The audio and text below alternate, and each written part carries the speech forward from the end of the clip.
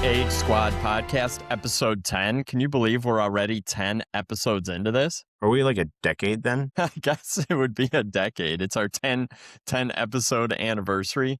But I guess Man, along those lines, it's a sad day here in the squad. We're down a man. I should have. We know what? We should have gotten like a little picture, We and we could could have have. just had the camera look at the picture. So You know you could what? I still. could probably clip that in. Could you? Maybe Could I'll you just put him add. Yeah, next to us? And he could then be when like a little angel on our shoulder. and then like maybe if I say something like that, like it surprises us all with like awesome knowledge or enlightenment, then you could put like a thumbs up like on the picture, like Mace, like just like just like a thumbs up, like he Yeah. agreed. Yeah. All right. Or if you make a comment about being the only horticulturist in the group, I can make his face scowl and give Yeah. that look that he gives when he doesn't agree with something we say. Right? He'd be like, Mason, am I amazing? Mm-hmm. This is where you put the thumbs up. All right. I got to try to figure that out if I have those kind of video editing chops. I don't know about that. But I think even without Mason, we'll probably be fine as Yeah. Seth and I can Yeah. handle this. Yeah. Right? All right. Totally. And if you haven't listened before, there are normally 3 of us. But if you've missed a past episode, jump back in the archives on YouTube, Spotify, Apple Podcasts, Amazon Music. Follow us on Instagram at GH Squad Pod while you're at it. And don't forget to listen to episode 7 and vote for your favorite fantasy plant team. And I think without Mason here, we should just get extra votes because of that, right? Yeah. No, I think that if people, they don't even have to listen to they should listen to the podcast, but they don't. Like if you like, I'm Hasta La Vista. Vista, yep. And I am Vista, yeah, so if they Pulmonaria wanna, like, 51. Yeah. And so people should probably just vote for either of those two or both and just leave the other one out. I don't even know what the other option is. I don't 'Cause remember. No one's here to talk about it. So Yeah. Well, and the winners are going to be announced on February 9th after the Super Bowl. So we got a little bit of time. So vote for Seth's team or my team, and we'll get that squared away just after the Super Bowl. But I Perfect. thought for today, a good topic to start with, because it's very near and dear to my current heart, is snow days. And as we speak, my children are home here in this house somewhere behind me. Actually, one of them's at the library. But we'll Nice. get into this in a second. But I want to talk a little bit about snow days. And Seth, your kids are home from school today, right? Yeah. And it's Yeah, not but it's a not really snow it's day. not, it's a cold It's a day. cold day, which is interesting. And I guess early on, I had this thought in my head, like, that's ridiculous. Why is it too cold to go to school? But I kind of have come around and I understand it. There are kids who wait at bus stops and kids who walk. And now, personally, having a driver in my house, there is somebody driving to school. And also, my wife, Jenny, is a teacher. And I think teachers like snow days as much as kids. She was very excited when school was called off, which I understand. And she's been teaching for like 20 years. So it's not like she's a rookie teacher. But, snow days or cold days, I think it's fairly legit.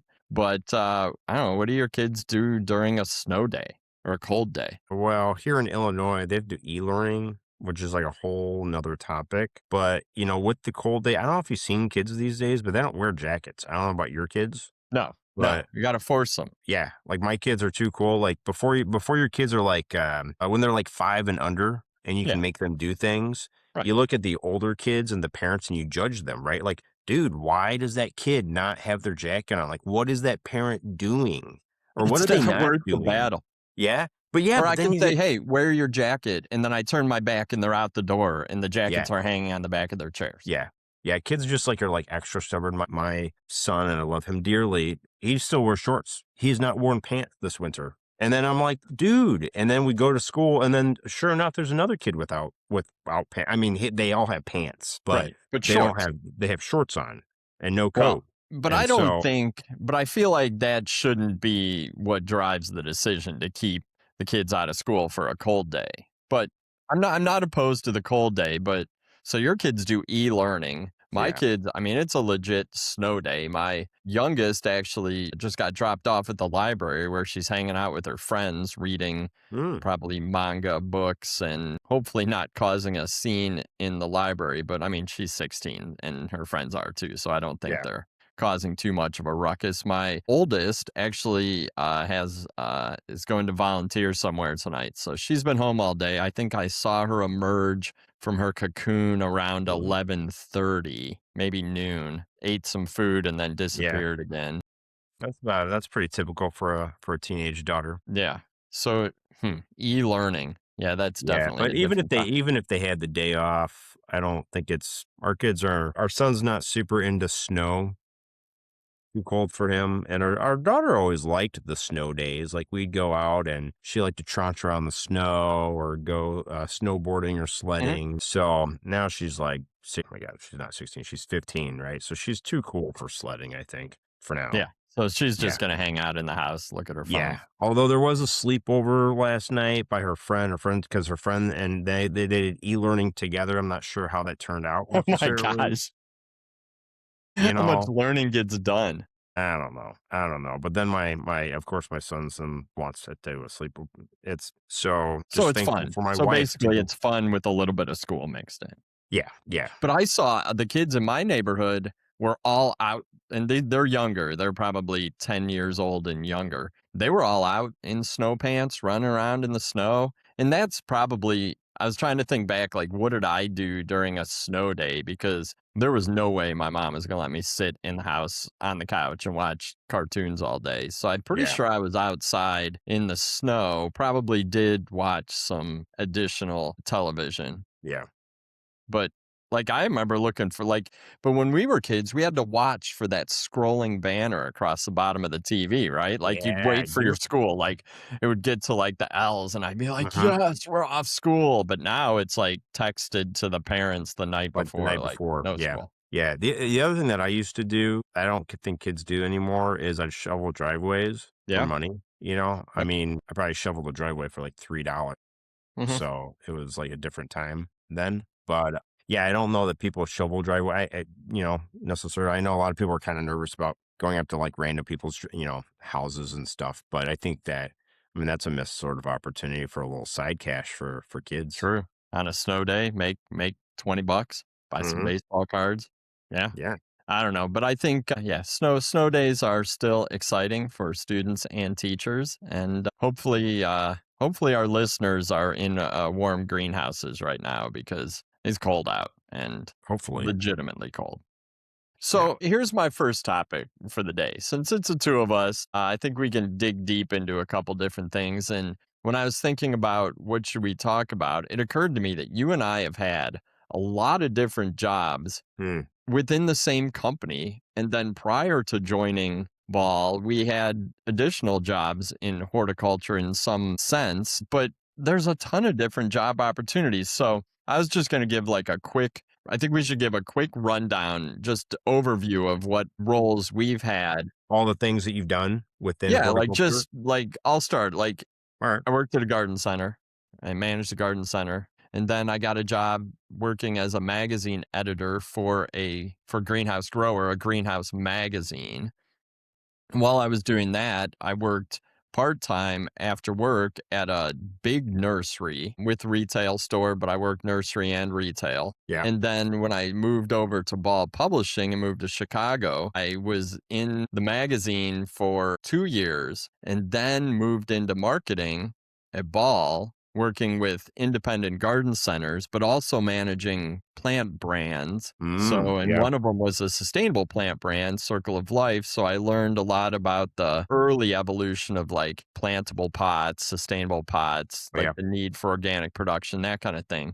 But then transitioned to ball seed marketing. So then I was in a true B2B marketing role for a distribution company Hmm. while still doing the independent garden center brand management of those retail programs and stuff. So that gave me access to like a whole new world of distribution and how plants come to market. And Yeah. then after that, I circled back, was an editor for the last edition of the Red Book. So, like a legitimate horticultural publication, kind of the Bible of Hmm. horticultural Hmm. production, which then transitioned into my current role working with our technical services team, so like translating what the smart PhD people say, like hardcore plant Yeah. production, just solving challenges every single day. And then I take what what they do and kind of translate it out to the world in a communication sense. But that's led to videos, video production, podcast editing, all sorts of writing. So basically, I'm creating content now.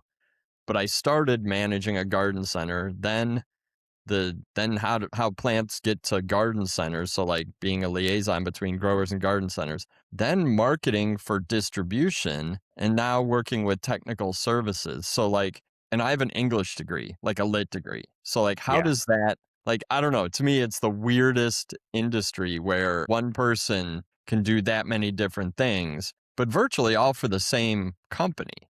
Like, what's your path look Well, like? and I think we first connected when you were the ball marketing manager, right, Mhm. for garden centers. Yeah. That's when I entered into the picture.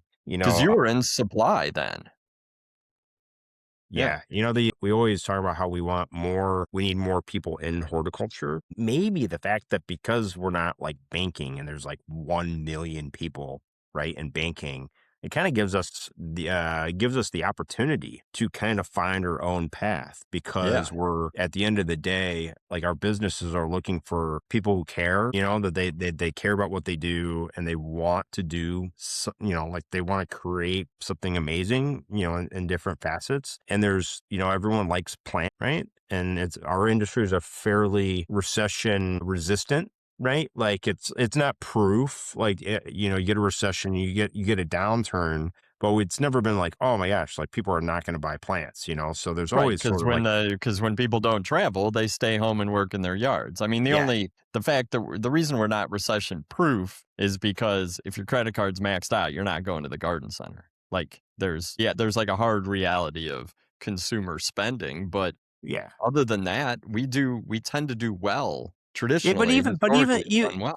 yeah, even there though, I think if people are used to buying a lot of stuff, it's rare that they won't buy anything. True, Right? true. Like, they'll probably like, even the person that's, like, totally maxed out, they'll be like, "I gotta have my 1 container," right? So, they're still gonna go into the garden center, they're gonna buy that 1 container, they'll probably feel a little guilty about it, but they'll buy, like, a little bit less. They're probably Because buying a new iPhone too. So like people can make it so that they can afford what they want, which is kind so of on the the iPhone reality. thing, though, because your iPhone is actually bought through the mobile company, Mhm. right? Like Verizon, and Yeah. you're paying on it, like, every single month. So, maybe we should just change how we charge people, right? Like, what if, right? Like, Like a what if everyone recurring what if cost of y yeah, what if everyone just bought into a garden center? So basically the whole town owns the garden center, and by paying like a monthly stipend to that garden center, then you get allocated a certain number of plants, right? okay. And then based on the membership within that city, the garden center knows that they have to basically allocate these many plants, and then everything else is kind of above and beyond. I knew a guy who used to say that your landscape should be like a utility. Mm, I don't yeah. he's You no just need them longer with us, which is sad, but if he was, do you remember Jeff Bruce? He was from Kansas City. He was like a big Western guy, but, you probably have met him. He's like one of my horticultural heroes, but, he used to talk about that, like, landscapes are functional, so they should be like a utility, but anyways, mm. that's a digression. No, but I mean that's like, but you need like a mechanism for it because, right, like in theory within your budget, at home you should be like budgeting like, oh, like my outdoor spend or my car spend, right? Mhm. And not everyone's doing it for the gardening sort of thing, but you Right. still pay the mobile company, you still pay for your water bill. So if there was something that you could like a fund that you could just put in a little bit every month, it might be, and people will still buy on top of that, So okay, I And you digress. actually then own the thing because it's planted. I mean, it's better than Netflix where you don't own that media that you're Yeah. paying monthly for. Yeah. Hmm.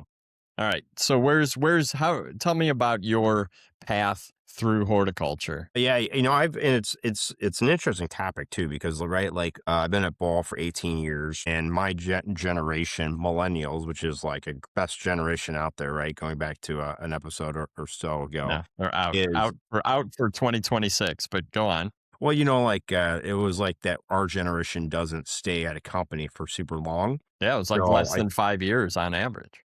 yeah. Yeah, and I think that what's one of the really great things I found about working for Ball, like you, is and a lot of my peers too. Like if you're really interested in trying something different, right? And a lot of times there's a chance to like, okay, well let's take their skill sets and put them over here. And if you kind of gain some successes, let's take them and put them over there. So I've done a lot of different things. So prior to Ball, I was a student in horticulture. I worked at a landscape company and kind of didn't like it, but I really liked the money. And so I had that summer, I worked a lot, but I made good money. I learned some stuff. So, and then I worked at a nursery and I did not know that. I worked at Midwest Ground Covers Okay. as an intern, and it was super cool because I spent a month at the production facility in Michigan, in Glen, Michigan, which was super cool. And then I spent a month in their shrub production in Virgil, which was super cool. And then I spent a month in the main office in St. Charles. And so it was a really good experience. And I think one of the benefits of doing an internship is kind of figuring out like, can you see yourself in this role? And I didn't necessarily love the longer crop time of a shrub, Hmm. right? Because it takes multiple years. And I also just kind of discovered with that, like, I'm probably not a good grower.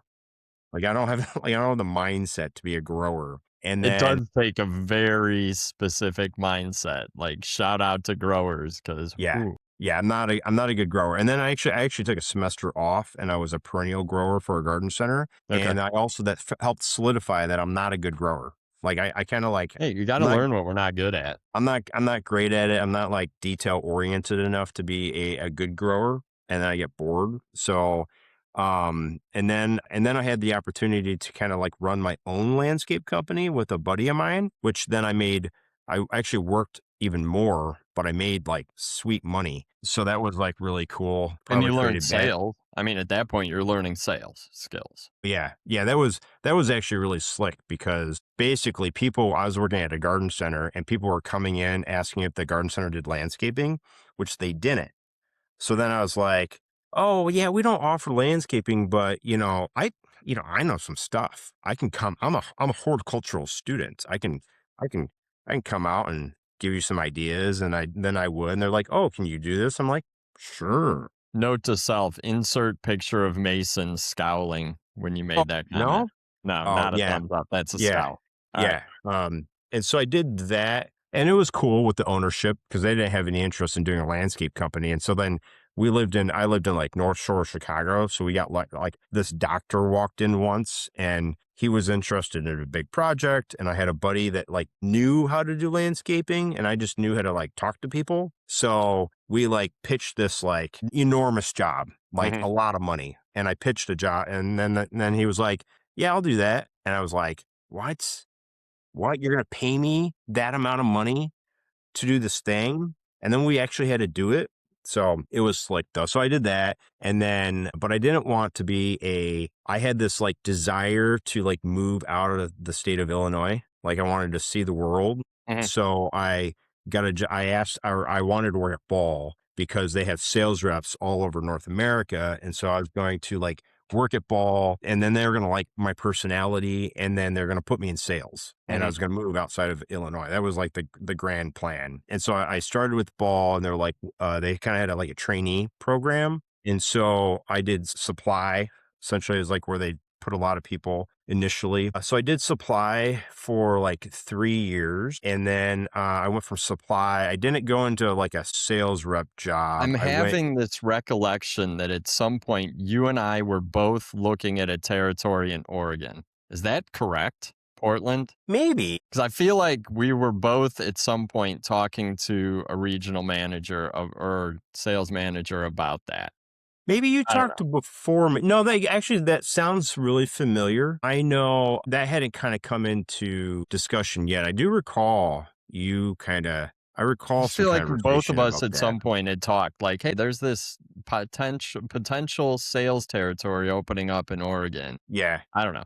Anyway, Yeah. sorry to Well, interrupt. It just no, clicked in that's my okay. head. That's okay. I can get back to that or potentially get back to that in a second. So I think that like after supply, I then met a young lady that I liked a lot and we decided to have a kid. And Mhm. so I became less interested in moving outside of the state Right. of Illinois. And so As will happen. right? And then, our families were here. So, so then I went from supply to Burpee Home Gardens product rep. And then that was my chance to kind of like first chance to like go out and travel with sales reps to talk to growers about the vegetable program that we Hmm. had. And it was a branded program. So I think I did a lot of traveling there to a lot of different growers and a lot of different states. And that was like really, that was a really cool opportunity just to see a lot of different sized customers from like a really small grower retailer, but Hmm. that where they grow their own and then they retail it like out the front door sort of thing to like a really large grower. So and I got to kind of see the world and see the US, which I thought like as a Midwestern boy, I was like, oh my God, like topography. Yeah. I was like, Well, I think that's the appeal of a lot of people look for a job like that coming out of college or early in their career. Like, yeah, I want to get out and see things yeah. and go Well, and travel to different cities. yeah, and I'm not very good at like, I mean, I have an office job and now, and I've kind of figured it out over the years. But as a young person, I was like, did not want to work in an office and got super stir crazy. And the idea that I could like travel and then like work from the hotel that I was at, like was super enticing. Well, and I got to learn a lot about marketing. We had, Diane Hun, Hmm. right? From Yeah. Balls Pass. And she was like a marketing guru. She's at, I think, US Foods now and does some like crazy great Like things. Actually, global there's some, director of marketing for like yeah, a Fortune 500 company. Yeah. yeah. She Pretty was like, cool. I really liked working with her. I liked the way she addressed things or like would formulate things in her brain and then be like, all this stuff, be like, what if we do? And then it was like the most amazing thing I ever heard. Yeah. So I was like, yeah, I'll do that. Agreed. Yeah, send me on the road. I'll tell people what you want me to tell them. So that was super cool. And then when I was doing that, that's when me and Mason kind of started to ideate the grow it technology Hmm. concept. So I guess for listeners is that right? That gets me to about 2013. Like Apple was starting to take over with their apps and Google Play and stuff. And that's when like millennials were like, oh my God, like will millennials ever buy plants? Will they ever own a home? That sort of Right. dialogue. And so Mason Day Because and they were I in kind their of, 20s and it was kind of a precarious time of what's the future of our industry yeah, look like with the baby boomers slowly aging out of big homes. yeah. Yeah. Yeah, and we don't have to go because actually there's some fun stories there about the creation of Grow It, running No, it, we and need maybe even like Mason to do like a we need grow it Mason to do fun that part. story But episode. like so I did a technology piece for I think about 5-ish years, and then from there I moved to Darwin Perennials where I did sales and marketing for a vegetative perennial company. So you had to really understand production of a cutting and then how that produces a liner and then the finished. And then so that involves trialing and trials breeding and it involves the marketing and the sales. So I got to do that for a while and that was really cool. And then now since May, spending time more on the sustainability aspect of things At and a dabbling. corporate level, at a corporate Yeah, level yeah, too. at a corporate level and that's actually that's super interesting because I work globally. Is Right. so our goals, which is it was illustrated in a podcast with Bill a few months ago, is a global goals. And our we have probably 26 or so locations around the globe and various like businesses that partnerships that we have. And so it gives me a chance to see how horticulture business is done in all parts of the world, which is super fascinating. And with that brings a lot of different diverse challenges from different regions and how can we, help all of those companies kind of forward their goals. So I have told people that while I've worked at one company, I've had like 5 distinctly different careers at Ball. And so and I think there's probably a lot of other, I mean, Ball's, kind of unique, but there's a lot of other companies where like you talk to people and they're like, oh, I've been the grower, I've been the production Right. manager, I've done shipping. Yeah. Like you can kind of like move around and find like a spot like where you belong and that you thrive and that you love. And to me, like, the theme that weaves through this is it's almost like you said, well, it's different careers, but it's different, like, real world jobs. So, like, Hmm. you've done and both of us, like, sales, marketing, technology, whether that's, video, podcasting, like, digital technology, social media marketing, Yeah. app development, supply chain management, procurement, like these are all roles that each have like their own major in college. If you think about it, like there's a major for each one of these things. There's education involved, there's communication, there's management of people, management of products, management of programs. Like there's so many different elements to these jobs that when you sit with like when I sit with my grandma, like what do you do? I'm like, Mm, well, it's really kind of hard to explain. Whereas, like, my cousin can say, "I'm in banking." Okay. And that, although there's a million different elements of that, like you mentioned earlier, that's something people can understand. Or my other cousin, "I'm a surgeon." Okay, people understand that. Or, I mm. do, like, environmental remediation. Okay, people understand those kind of things. But with horticulture, you almost have to drill it down to all these different jobs Oh, yeah.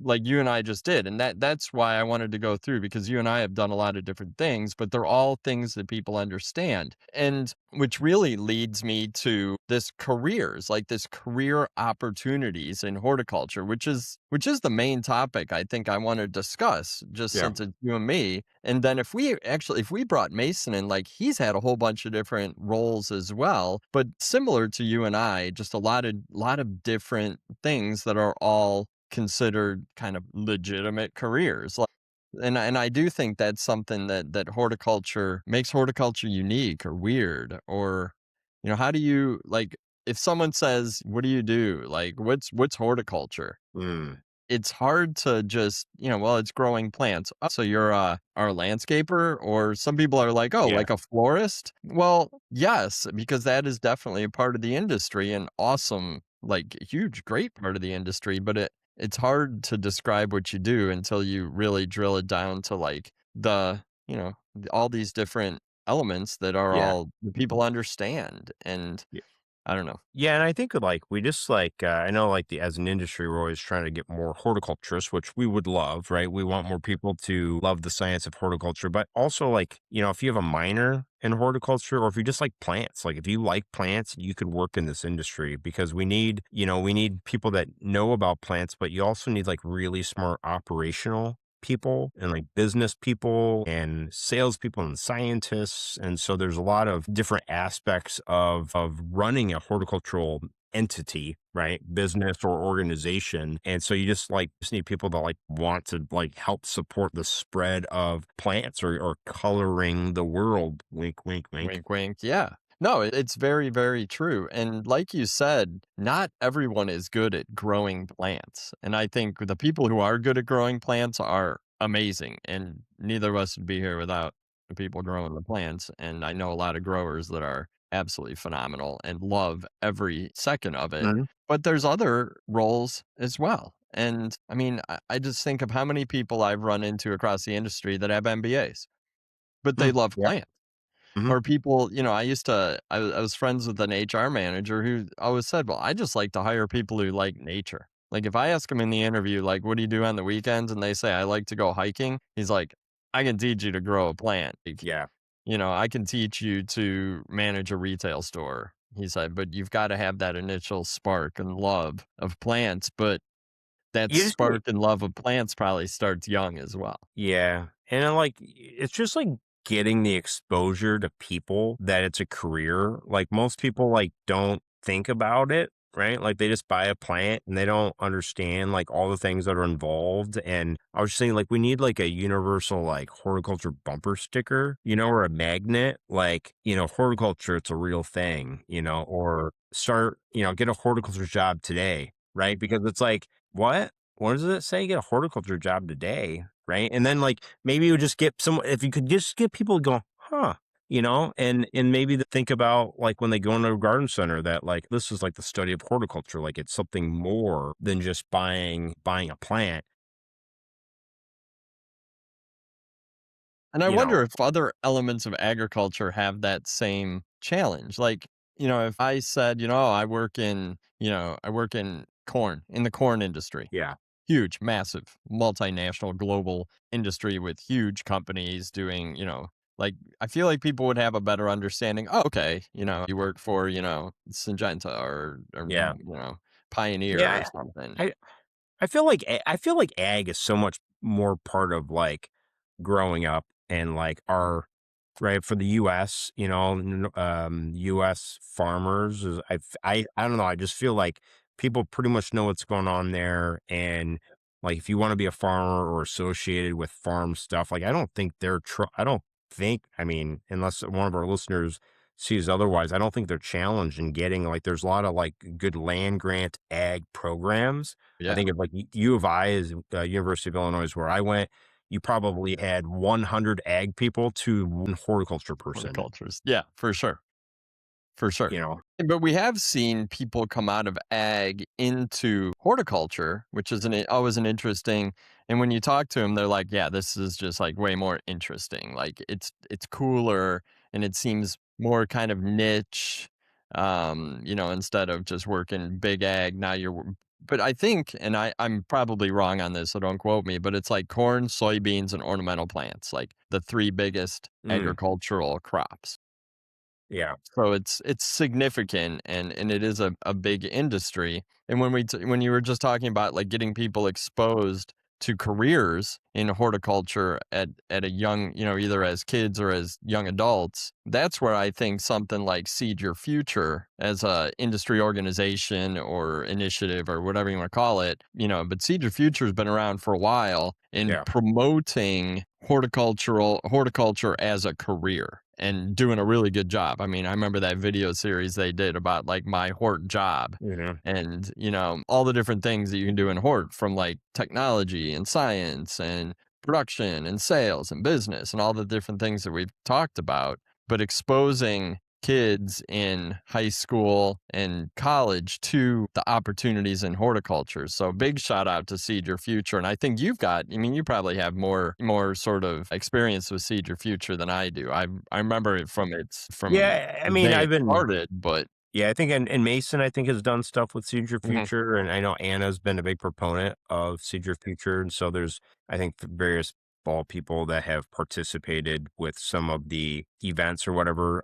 But yeah, yeah, I yeah, think we just need also like more continued exposure for Seed Your Future. I know Seed Your Future has done a lot of great things, but like the market and there's like so many people out in the world, right? So I still talk to, educators and FFA sort of people that are doing HORT program and they have never heard of Seed Your Future. And I'm always like, oh, are you looking for resources for students? And they're like, yeah, And so I'm like, oh, check out this place. Cause I think one of the things, so seedyourfuture.org, if you go in there, there's like this like careers path where you can like select different kind of categories like science or art and like where do you see yourself, and then from there it'll list different careers that you within the green industry tied, because you have arboriculture, which is trees, and pathology, which is the study of diseases within right. horticulture, or Botany, botany, botany. our favorite science that we now know a little bit about. Yeah, yeah. So I think just continuing to build exposure for that. I also wish like every school would do like a plant fundraiser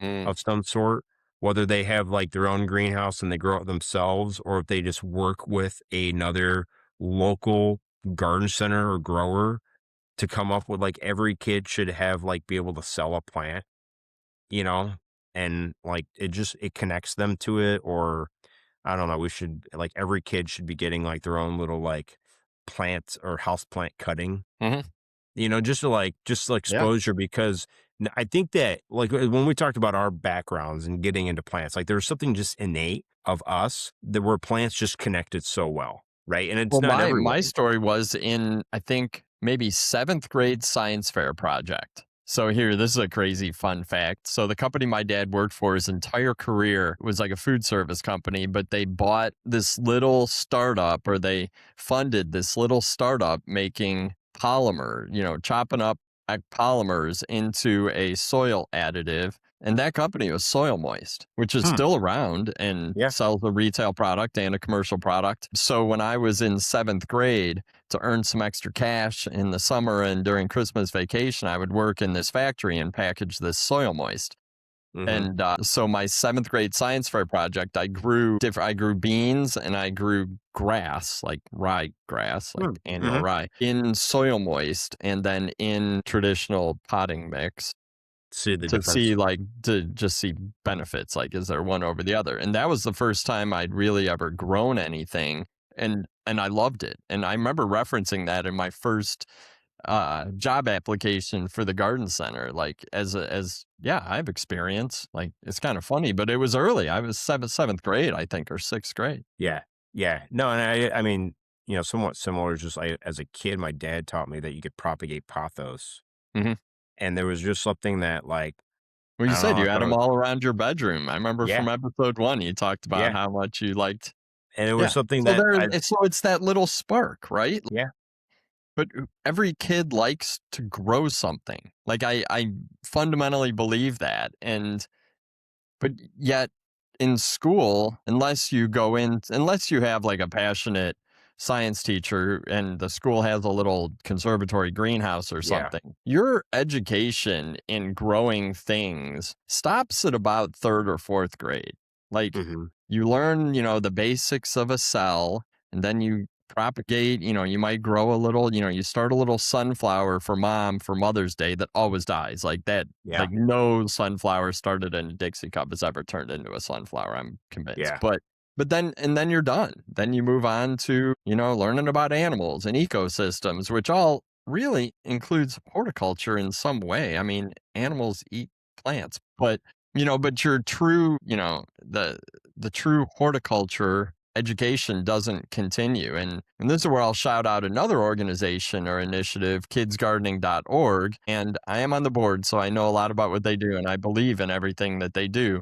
But what kidsgardening.org does is provides resources to teachers, daycare people, any sort of educator, community educators for children. This is sort of the precursor to Seed Your Future, right? This is from like that third grade up to high school resources and gardening education. And Mm, then they also provide garden grants to put in school yeah. gardens, which I think are a big, school gardens do work to get kids interested in growing, generally it's vegetables. The issue with that is that all those vegetables are ready to harvest in August Yeah. and September and October, and that's not always the Mm, best time of year, but for students, but I guess it does work. But during the summer, there's usually no one to attend those unless you have that passionate teacher or kids on a summer program. So like kids gardening is another great resource to get and they're seeing a lot of excitement from teachers. And what they do is try to figure out how to work it into curriculum, like mm, legit Common Core curriculum for science and math teachers. But I do think like there's science, there's definitely math, there's history. I mean, the history of horticulture is absolutely fascinating, and has been just a huge part of science for thousands of yeah. years. Like you said, like the sales element, the business. Like there's ways to weave horticulture into a lot more education than just sprouting a seed in third Yeah. grade and then moving on. Yeah, maybe there's, like, I don't know if there's more opportunities for having, like, little indoor plant setups, with LED lights being a little bit more affordable than, I know there's different businesses out there, but if you had, if it's about exposure, not everyone has a greenhouse, and if it's not warm, they can't do the little cup seed exercise. But yeah, I think that, yeah, trying to figure out how to influence teachers, and into doing a little bit more, plant stuff. And maybe, like, I guess anyone that's, listen to the podcast, just check out kidsgardening.org, right? Hmm. Kidsgardening.org. Yeah. And, maybe putting that on there, like our garden centers promoting kidsgardening.org and Seed Your Future, or I'll flip the script on that is because, a lot of it's just, there's so, everyone's just trying to survive in their own lives and their own businesses. And so doing one more thing is really hard. So I don't know, like for just like Seed Your Future or kidsgardening.org, go back to bumper sticker. Do you guys have Hmm. bumper stickers or magnets that could go on people's car, or I don't know, like, or at a garden center? So that way when someone leaves the garden center, they can see like a little sign for kidsgardening.org. Yeah. I don't know, just Yeah, or teach your something. kids to garden. I mean, you almost Yeah. have like already have an audience at the garden center, people that are passionate about it or have some passion about plants. Yeah. But And I I think know, both like, of these organizations probably have like prepackaged social media posts you can yeah. use. Like it's not hard to plug into one of these organizations because they're really hungry for partners. Mm, And then I do think, like, to bring it back to, like, the garden center or greenhouse level, I'm guessing, and I'm very familiar with science and math teachers. I got one home on a snow day here about 10 steps away, but there's probably not a science or math teacher in the world that wouldn't take you up on an offer to come in and talk to the class one day. Mm, yeah. Like, come in, talk about your greenhouse, talk about growing plants, because the kids are going to be excited. I mean, it's probably more interesting than what they're going to learn that Thursday, anyways. Yeah. I wonder if, I don't know, maybe garden centers, if we could get some feedback, do garden centers hate it when people like me have an idea for them? Is that like so insulting? They're like, Seth, I'm doing all the things I can. Do not give me another idea. Do not expect me to do X, Y, Z. So if someone could just let us know, like, Seth, stop talking, that's fine. But but also because I work I actually, what? I'm sorry. A garden center is like got me down this path. Like, had I not worked for Bob Craig at Jamaican Garden in Green Oaks, Illinois, when I was 15, I would not have fallen in love with horticulture and I wouldn't have done any of the things that I've Yep. done. Same So, here. If I hadn't worked for the Cuyahoga Landmark Farm Bureau store when I was, 18 years old, I would not be doing what I do now. So, yeah, right. it's kind of like a lot of your garden centers, it's like the ground level, it's like the front defense or front offense for our industry. And I know that like young people can be super challenging. We'll have to have Bob might listen to this. We should have him on the podcast and he could talk about how frustrating I probably was as a young worker. I am not the best listener, so I know I did some things that I wasn't supposed to do, and it's kind of challenging with plants. Like I remember he said, cut these things back. And then because I don't listen very well and I don't pay attention very well, I cut like half the house back that was not supposed to be cut back. Right. So like it was like, I don't remember, it was like lemongrass, like something that grows super slow. And it's like, and I cut it back in like April. Mhm. Right. And then he like walked in, he's like, what are you doing?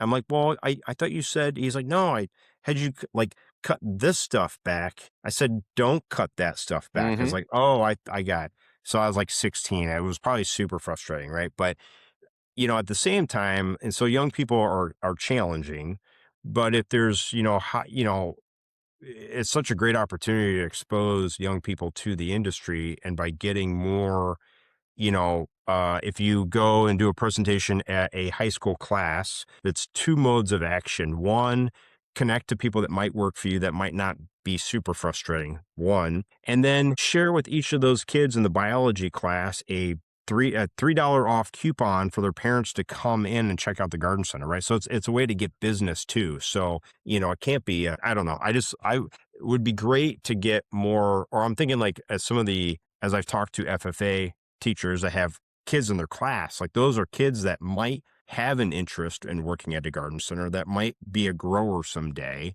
But if they're not working at the garden center, they'll just be lured away by the banking industry. Right. Yeah.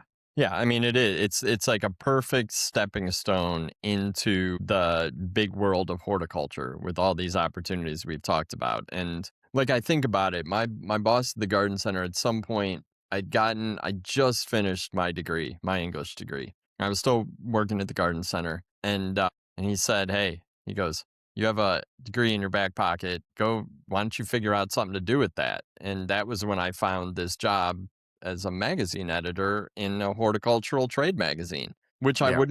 I probably wouldn't have gotten that job. I didn't have a journalism degree, so I don't know if I would have gotten that job if I hadn't had the garden center experience. Hmm. Because I could walk into that interview and talk about plants and and writing and creative Yeah. writing, and it just worked out. But unless those two things had been put together, again, I wouldn't be doing what I'm doing now. I don't know what I'd be doing. Probably teaching kindergarten. I always say that's like my fallback plan, but I know it's weird. But I Yeah. would totally teach kindergarten. I don't know what I'd do. I don't. I'm Yeah, not very, I don't know how capable I am without something plant related, to be honest with you. totally agree. Totally Are agree. you about me? Are you like, No, oh, about Seth, me too. Like capabilities? I don't know. That'd be a thumbs up from Mason. He'd be like, Would Seth's be. capability. But see, I always thought after you guys did the Grow It thing that you guys would end up in that world of app development because I remember being impressed at how much you guys learned about and maybe again, maybe you learned how to talk about it, but I do believe that you guys learned a lot about like how to develop an app It's funny because you say that. For like a solid probably 2-ish years, I also felt like I'm not coming, like I'm in the technology world and I'm not gonna like there's a lot of aspects of it that I was like super intrigued by, and I'm like, I'm not gonna come back. And then I came back to Darwin perennials and I loved it. And I was like, so glad I'm back into the horticulture. Then my wife's kind of rolls her eyes like, oh, okay, Mr. Technology, Mhm. you, and Yeah. but it's, yeah, it was, like, really refreshing after, like, getting back into the plant world for, like, 6 months and just, like, stepping right back into, like, knowing the perennials and knowing the plants, and it's just, like, it was so much more bigger knowledge base, and it was a little bit harder to be it was a lot easier to be wrong in technology than on the plant side, because at least I knew more about the plant side than I did on the technology side. And the people are just like for plants are just like everyone's, like there's rarely you talk to anyone in the industry that you're like, I don't like that person, or they're a butthead. Like, right. Mhm. Like Right. we're an industry of like few and far between buttheads. Yeah, it's true. Most people are cool. Like they really are. And it's because they love that single thing of like plants and growing plants. So, well, good. I think that was a good discussion. I think like the way I like to sum it up is there's endless opportunities in horticulture. We need to be better at evangelizing that to kids early in their through hands-on stuff and then later in their lives through job opportunities. Because I'll tell you what, and I just went to a senior, or I'm sorry, a sophomore like information night last night Yeah. about like getting prepared to start thinking about college, which we thankfully have done now with one kid. So I feel like second kids can be a little bit easier, different kid, different interests, but Yeah. these kids are so hyper focused on like, well, what's my career going to be? I'm like, dude, you are a sophomore. Like, you Yeah. Yeah. really don't need to know that now. But so nervous and so like, but the world is wide open to them. So impacting them at at that stage, that's freshman, sophomore, junior stage, Yeah. about if you like business, you can run a garden center. If Mm. you like science, you could be a breeder or a grower. If you like technology or marketing or whatever, like there's so many opportunities in this industry that's really cool. Yeah. The other aspect, so, part of it, you have to connect to the parents, right? Because the Mm. parents are like trying to guide their kids, and, whether kids listen or not is a whole nother discussion. But, um, there was like when I was younger, there was various studies talking about horticulture and in dollars, salary sort of thing, and they like the U.S. Times or whatever would like rank us as like one of the lowest sort of things for. But I don't think that's entirely true either, and it certainly depends on what you do. But like, I wonder if we could have like could they do an enjoyment survey, and True. let's do like let's someone like maybe our horticulture industry should get together. We'll create this fund and we'll survey 20,000 people and various jobs and how much they enjoy their job.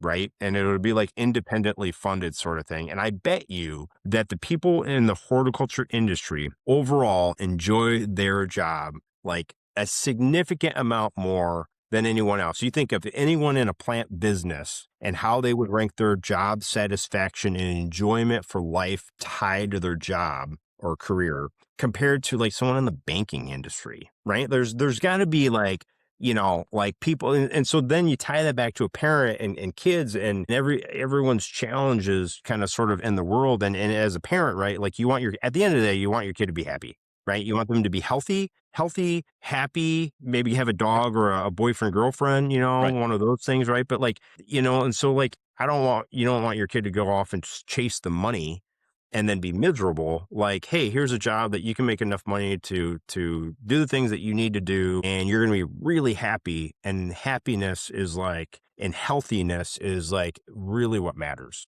And I suspect that that will sit more with millennial parents than maybe it did with baby boomer parents. I Possibly. think there's a shift in the desire for job satisfaction and not, I mean, yes, you need to make enough to be comfortable, right? Yeah. Like everybody wants to, but I think that there is a life balance, which I feel like we've talked about almost every episode now, but Yeah. there's the desire for that and for happiness. And you're right. I would imagine that our industry would come out pretty high up the list, especially if we were the ones who conducted the survey, because you can make data say whatever you want. Right? I think there could Well, be something to that. And then we could like put a press release out mhm. to like all the different like magazines to talk about like how horticulture or like the green industry was rated highest amongst, people that enjoy their career choice. I love it. I think there's something there. We I should, think so. yeah, we'll figure that out. That'll be a good GH squad goal, is to figure out how to somehow quantify job satisfaction and happiness in our industry Yeah, I while like that. reminding people that you can make a good living Hmm. and stay connected with nature. There's so much value proposition there. Yeah. But I like that idea of communicating that to parents because that is important as well. Cool. Well, that's a good discussion. Sweet. Do you have any Yeah, that shout was outs good. or hot takes? I have a shout out. Let's hear it. Oh, and this ties in actually. Ooh, I So like it. my shout out is to Jeff Gibson. All right. He retired from ball at the end of December. I'm gonna get this wrong, but he's been with the company for like 35 years. Yeah. Yeah, he So started at Pan Am. I mean, talk about a guy who did a lot of different, yeah, had like an interesting path through ball. yeah, similar to probably you and me, where he did a lot of different marketing things. He started at ball. He went to U of I, University of Illinois, as well as other great people went to. Started with ball right out of college, and then did a lot of different things in marketing and Pan American Seed. But then, kind of his last kind of decade or so was spent on the landscape side. And so, a lot of people that would be listening to the podcast probably know Jeff or have seen Jeff. And actually, I had kind of mentioned to him one of the things that I would miss about him was just his connection to like everyone. And I remember being a young Everyone. person meeting you and him and like you guys, and he would just know, I'd be like, who's that guy? And he's like, oh, that's so and so from this place and that place.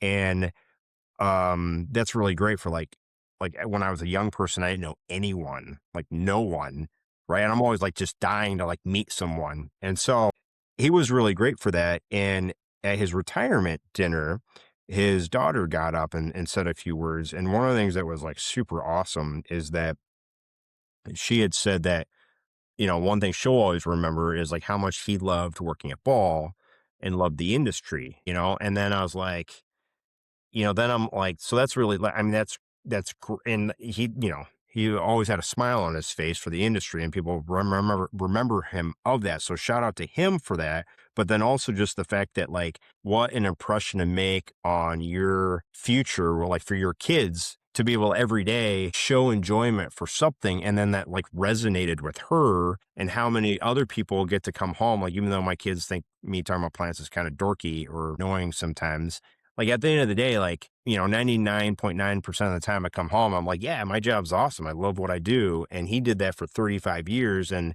that's the impression that he made on his kids. And I Huge. think that's my shout out is to Jeff. And I don't know if Jeff listens to this podcast or watches this, but We'll send it to him. certainly thank him for all of Yeah. his contributions to ball and to me personally for all of the introductions and dinners and conversations over the years. So Agreed. Jeff is the reason I came to ball. what? I'm serious. So when I was with Greenhouse Grower, I mean, one of our biggest advertisers was Ball.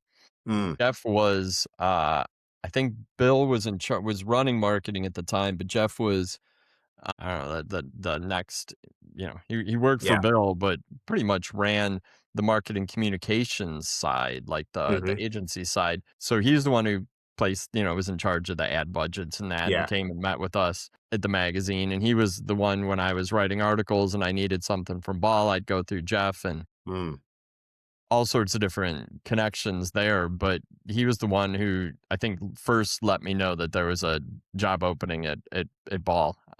So yeah, wow. big shout out to Jeff. Worked closely with him for years and years and years. He managed Simply Beautiful before I did, so I kind of followed in Jeff's footsteps a lot at Ball. Yeah, great guy. Shout out. Happy retirement, 100%. Well, I mean, if he helped introduce you to Ball, then he basically is responsible for the podcast because that's I met you through Yes. Ball, and we all met Mason, and then Yeah. Maybe he's like the 7 degrees of separation or whatever of everyone in horticulture. probably Well, I'll just give a quick shout out to TPIE. I was not there. That is why Mason is not joining oh, us. He is en route home or still there or something. I don't know. I would stay there because it's a heck of a lot warmer in South Florida than it is up here in the Midwest. But I'll just give a quick, just hot off the press. Someone asked Chris Beatties how the show went, and he yeah, said, "Great show. The right people are definitely here. Just had a gratifying moment. I walked up on a young fellow who won the Booth Award for best use of small space, and he was polishing his award plaque with his shirt sleeve and said he's been giddy ever since winning it. Next year, they're going to invest in a bigger booth." And then he said also gratifying is there were lots of young people and more than 100 new exhibitors. So that bodes well for the industry. So shout 100 out to new TP, exhibitors. 100 new exhibitors. That's crazy for a trade show in 2026. Not a lot of industries. We'll go back to where we're not a lot of industries can have that kind of statistic, and I think it does show the excitement and energy that is in our industry right now. Yeah, huh? Definitely awesome. Interesting, Any hot takes? I mean, I guess my only hot take is that Mason abandoned us today, right? but we I crushed it. mean, if he's still at the show, he could have taken the podcast from the show floor. Seriously. A, and Seriously. then B, if he's on the plane, he could just buy Wi-Fi, and he could have done it on the plane too. Yeah, and we could have met whoever was sitting next to him, assuming he's not in first class in a seat by himself. Yeah, yeah. So that is very rude of him. Yeah. I don't know. That's my only hot take is that Mason bailed on us, but that's all right. I think we had a good episode. Yeah, yeah. It might be higher rated than our Could next be. episode or We'll the see. full one. I'll look at the analytics. I'll look closely at them, and we will we'll let listeners. We will let you know next week what our numbers Yeah, look like as a duo cast versus a trio cast. But on that note, I think that's it for episode 10. We've hit our 1 hour mark. Thanks for listening. Thanks for watching. And as I keep repeating, we want to connect with you. Comment about what you liked, what you didn't. Throw out ideas. We will discuss them. Let us know about your horticulture job. Do you love it? Do you think job satisfaction in our industry is higher than other industries? It must be if you're in it. And we know that you are. So thank you so much. Vote on your favorite fantasy plant draft team. Listen to episode 7. Vote for Pulmonaria 51 or Hasta La Vista. And watch us on YouTube and Spotify. Listen on Apple Podcasts and Amazon Music. The absolute best way to get in touch and find out what we're up to is on Instagram at GH Squad Pod. You can reach out to us individually. You know where to find us. Be sure to like, subscribe, hit all the buttons, and that way you'll never miss an episode. Seth, it's been real. Have unreal. a good one. Stay See you warm. next time. All right, man.